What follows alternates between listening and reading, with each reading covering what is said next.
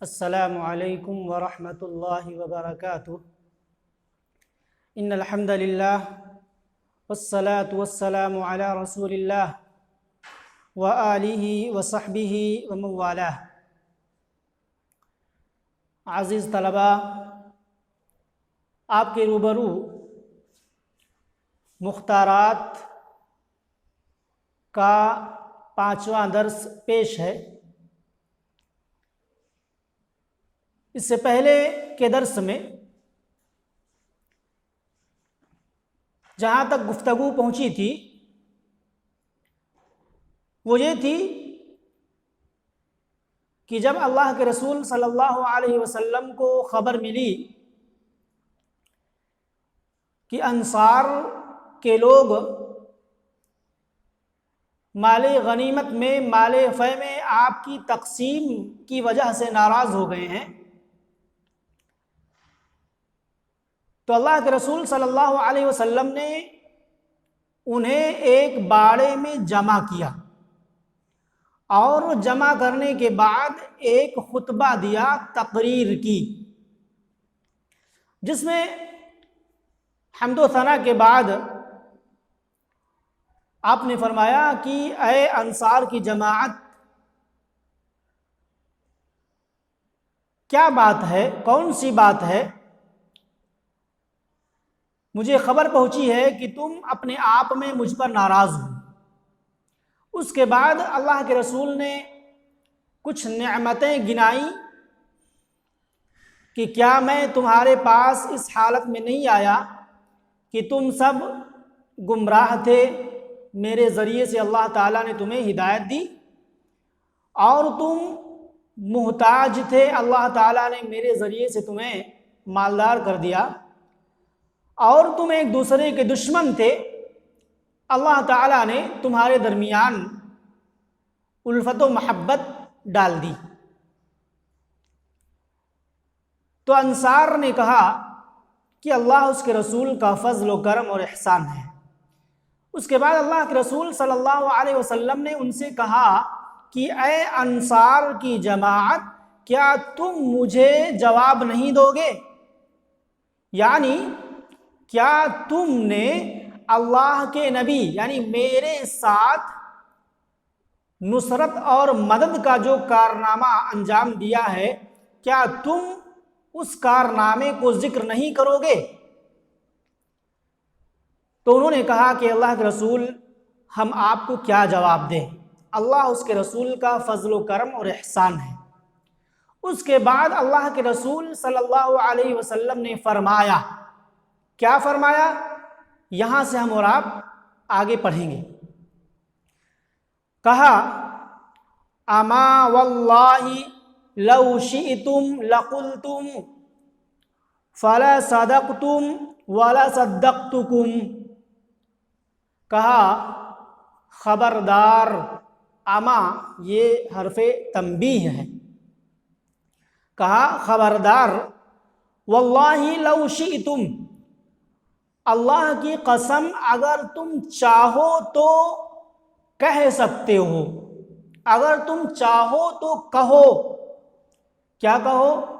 آگے بات آ رہی ہے، اگر تم چاہو تو کہو، فلا صدقتم، اور تم اپنی بات میں سچے ہوگے، تمہاری بات سچ ہوگی اور میں بھی تمہاری تصدیق کروں گا، ولا صدقتکم، اور میں بھی تمہاری تصدیق کروں گا۔ اگر تم چاہو تو کیا کہہ سکتے ہو؟ یہ بات کہہ سکتے ہو، کیا؟ اتیتنا مکذبا فصدقناک، تم یہ بات کہہ سکتے ہو کہ اے اللہ کے نبی، آپ ہمارے پاس اس حال میں آئے کہ آپ کو جھٹلا دیا گیا تھا، فصدقناک، تو ہم نے آپ کی تصدیق کی، ہم نے آپ کو مانا۔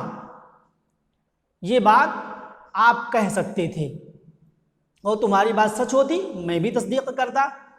اتیتنا، آپ ہمارے پاس آئے، اتیتا میں جو انتا کی ضمیر پوشیدہ ہے، وہ ذوالحال ہے اور مکذبہ یہ حال واقع ہے۔ اتیتنا آپ ہمارے پاس اس حال میں آئے کہ جھٹلا دیا گیا تھا، آپ ہمارے پاس جھٹلائے ہوئے آئے تو ہم نے آپ کی تصدیق کی۔ وَمَخْذُولًا اور اس حال میں آپ ہمارے پاس آئے کہ آپ کی مدد چھوڑ دی گئی تھی، بے یار و مددگار آپ ہمارے پاس آئے، فَنَصَرْنَاكَ تو ہم نے آپ کی مدد کی، یہ کہہ سکتے تھے۔ تو مخذولاً بھی حال واقع ہے۔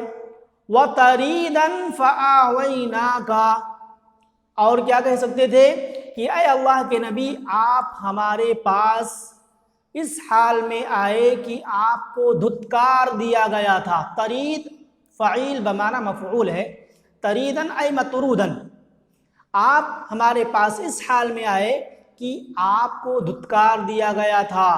فَآوَيْنَاكَ تو ہم نے آپ کو پناہ دی۔ وَعَائِلًا اور آپ ہمارے پاس اس حال میں آئے کہ محتاج تھے، فقیر تھے۔ فَوَاسَيْنَاكَ تو ہم نے آپ کو اپنا بھائی بنا لیا، ہم نے آپ سے مواخات کر لی اور آپ کا ساتھ دیا۔ واسا یواسی مواسات کا مفہوم 2 نمبر حاشیے میں لکھا ہوا ہے۔ آسا مواسات الرجل فی مالہ ای جعلہ اسوتہ فیہ، یعنی مال کے اندر حصہ دار بنا لینا اور بھائی بنا کر کے مال میں حصہ داری دینا، اسی طریقے سے مدد کرنا، تعاون کرنا بھی ہوتا ہے۔ واسا یواسی مواسات با مفاعلہ سے۔ وعائلاً اور ہمارے پاس اس حال میں آئے کہ آپ محتاج تھے تو ہم نے آپ کو اپنا بھائی بنا لیا، آپ کو اپنے مال میں حصے دار بنا لیا۔ یہ بات اللہ کے رسول نے فرمائی کہ تم اگر چاہو تو یہ کہہ سکتے ہو اور تمہاری بات سچ ہوگی، تم اپنی بات میں سچے ہوگے اور میں بھی تمہاری بات کی تصدیق کروں گا کہ تمہاری بات سچی ہے۔ اس کے بعد اللہ کے رسول صلی اللہ علیہ وسلم نے فرمایا اَوَجَدْتُمْ عَلَيَّ يَا مَعْشَرَ الْأَنصَارِ فِي أَنفُسِكُمْ فِي لُعَاءَةٍ مِّنَ الدُّنْيَا تَأَلَّفْتُ بِهَا قَوْمًا لِيُسْلِمُوا وَوَكَّلْتُكُمْ إِلَىٰ إِسْلَامِكُمْ۔ اس کے بعد فرمایا کہ اے انصار کی جماعت، کیا تم مجھ پر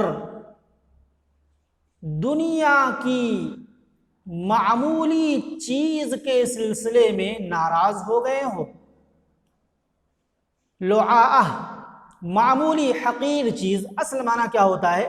3 نمبر حاشیے میں لکھا ہے، آپ دیکھیں، نبت ناعم فی اول ما یبدو، نرم و نازک پودا جو شروعات میں ہوتا ہے، اور اسی سے بولا جاتا ہے انما الدنیا لعاءہ، بے شک یہ دنیا معمولی چیز ہے اور غیر پائیدار چیز ہے۔ ای انہا کالنبات الاخضری، کیا مطلب؟ یعنی دنیا بالکل اس سرسبز و شاداب پودے کی طرح ہے جس کے لیے بقا نہیں ہوتی ہے۔ تو وہی باریک کوپل جو شروع میں نکلتا ہے وہی مفہوم ہے، لیکن مراد یہاں پر کیا ہے؟ معمولی حقیر چیز۔ تو کہا اے انصار کی جماعت، کیا تم مجھ پر دنیا کی معمولی چیز کے سلسلے میں ناراض ہو گئے ہو جس کے ذریعے سے میں نے ایک قوم کی دلجوئی کی ہے؟ تألفت، تألف یا تألف تألفاً باب تفعل سے، جس کے معنی تألیف قلب کرنا، دل جوئی کرنا۔ تألفت بہا، جس کے ذریعے سے میں نے ایک قوم کی دلجوئی کی ہے، کیوں؟ لیسلموا، تاکہ وہ اسلام لے آئیں، اسلام میں پکے اور مضبوط ہو جائیں، اس مقصد کے تحت میں نے دنیا کی معمولی چیز ان کے حوالے کی ہے، اور اسی بات کو لے کر کے تم مجھ پر ناراض ہو گئے ہو۔ وَوَكَّلْتُكُمْ إِلَىٰ إِسْلَامِكُمْ، اور میں نے تمہیں تمہارے اسلام کے حوالے کر دیا ہے۔ کتنی بڑی دولت اور نعمت تمہیں مل گئی ہے۔ انہیں تو دنیا کی معمولی چیز، ساز و سامان دیا ہے، اور تمہیں تمہارے اسلام کے حوالے کر دیا ہے۔ تم اسلام پا گئے ہو، کتنی بڑی نعمت پا گئے ہو، دولت پا گئے ہو۔ وَوَكَّلْتُكُمْ إِلَىٰ إِسْلَامِكُمْ، اور تمہیں تمہارے اسلام کے سپرد کر دیا ہے۔ اس کے بعد کہا أَلَا تَرْضَوْنَ يَا مَعْشَرَ الْأَنصَارِ أَنْ يَذْهَبَ النَّاسُ بِالشَّاءِ وَالْبَعِيرِ وَتَرْجِعُونَ بِرَسُولِ اللَّهِ صلی اللہ علیہ وسلم إِلَىٰ رِحَالِكُمْ۔ فرمایا کہ اے انصار کی جماعت، کیا تم اس بات پر راضی اور خوش نہیں ہو کہ لوگ بکریوں اور اونٹ کو لے کر کے اپنے گھروں کی طرف جائیں، اور تم اللہ کے رسول صلی اللہ علیہ وسلم کو اپنے گھروں کی طرف لے کر کے جاؤ؟ کیا اس بات سے تم راضی نہیں ہو؟ الا ترضون، کیا تم راضی نہیں ہو اے انصار کی جماعت، ان یذهب الناس، کہ لوگ جائیں، بالشائی، شاۃن کی جمع شاء جس کے معنی بکریاں، لوگ بکریاں، والبعیری، اور اونٹوں کو لے کر کے جائیں، وترجعون برسول اللہ صلی اللہ علیہ وسلم الی رحالکم، اور تم اللہ کے رسول صلی اللہ علیہ وسلم کو لے کر کے اپنے گھروں کی طرف جاؤ۔ رحل کی جمع رحال جس کے معنی گھر بھی ہوتا ہے۔ تو کیا تم اس بات سے خوش نہیں ہو؟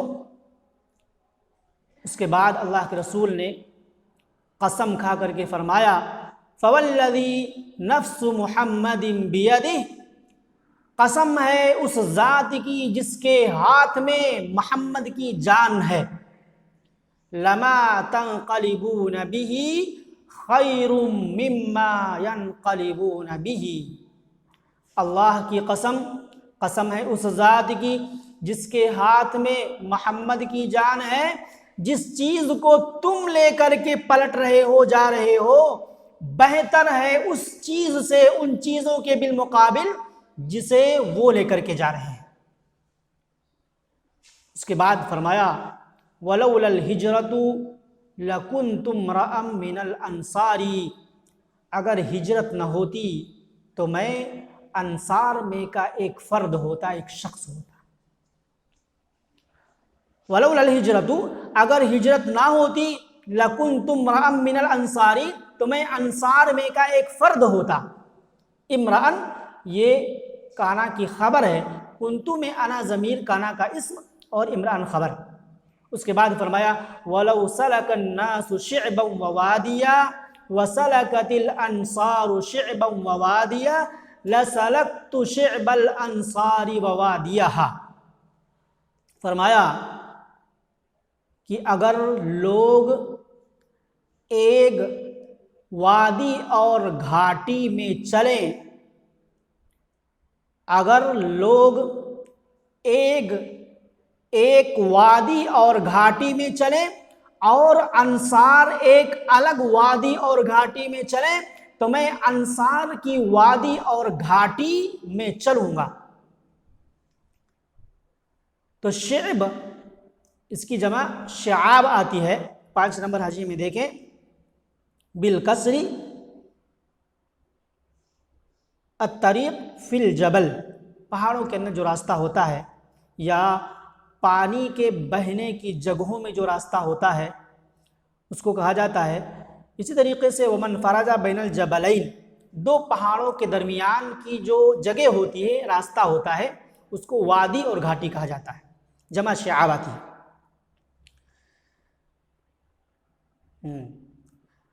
اس کے بعد فرمایا، الانصار شعار والناس دثار، شعار کا اور دثار کا معنی دیکھیں، 6 نمبر حاشیے میں دیکھیں، بالفتح والکسری، یعنی شعار بھی پڑھ سکتے ہیں اور شعار بھی پڑھ سکتے ہیں، فتحہ اور کسرہ دونوں کے ساتھ۔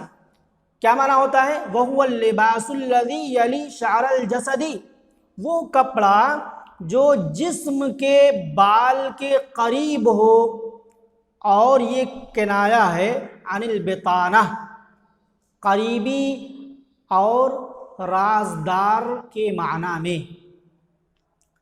تو شعار یا شعار جس کا معنی آپ کہہ سکتے ہیں استر، بنڈی جو انسان کے بدن سے بال سے ٹچ ہوتی ہے، جمع شعور اور اشعرتن آتی ہے، اور دثار وہ کپڑا جو شعار کے اوپر پہنا جاتا ہے گرمی حاصل کرنے کے لیے، وہ کپڑا جو اوپر پہنا جاتا ہے اس کو دثار کہتے ہیں، اوپر کا کپڑا آپ کہہ سکتے ہیں۔ تو دثار کا مفہوم ہے۔ کیا کہا اللہ کے رسول نے انصار کی فضیلت بیان کرتے ہوئے؟ کہ کہا الانصار شعار، انصار یہ استر ہیں، بہت ہی قریبی ہیں میرے، والناس دثار، اور دوسرے لوگ اوپر کا کپڑا ہیں، دور کے ہیں۔